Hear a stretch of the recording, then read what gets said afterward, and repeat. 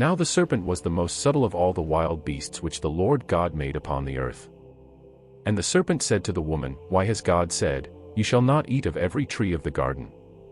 And the woman said to the serpent, We may eat of the fruit of the trees of the garden, but of the fruit of the tree which is in the midst of the garden, God said, You shall not eat of it, neither shall you touch it, lest you die.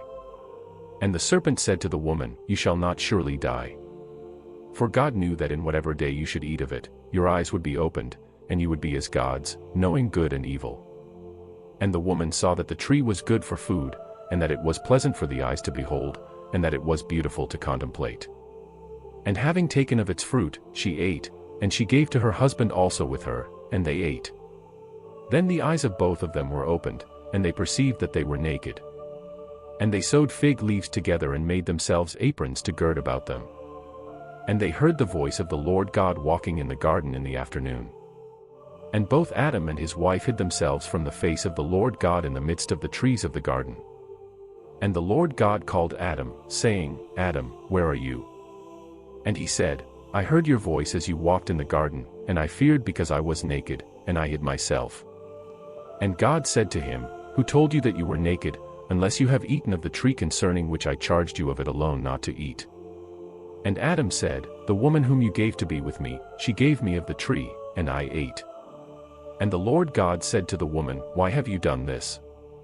And the woman said, The serpent deceived me, and I ate. And the Lord God said to the serpent, Because you have done this, you are cursed above all cattle and all the wild beasts of the earth. On your breast and belly you shall go, and you shall eat earth all the days of your life. And I will put enmity between you and the woman, and between your seed and her seed. He shall bruise your head, and you shall bruise his heel. And to the woman he said, I will greatly multiply your pains and your groanings.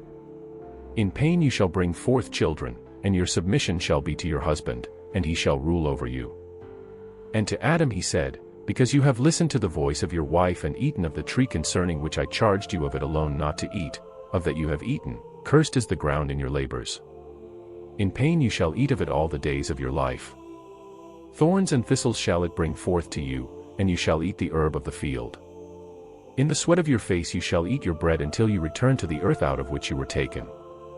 For earth you are, and to earth you shall return. And Adam called the name of his wife Eve, because she was the mother of all living. And the Lord God made for Adam and his wife garments of skin, and clothed them. And God said, Behold, Adam has become as one of us, to know good and evil. And now, lest at any time he stretch forth his hand and take of the tree of life, and eat, and so he shall live forever. So the Lord God sent him forth out of the garden of delight to cultivate the ground out of which he was taken. And he cast out Adam, and caused him to dwell opposite the garden of delight. And he stationed the cherubim and the flaming sword that turns about, to keep the way of the tree of life.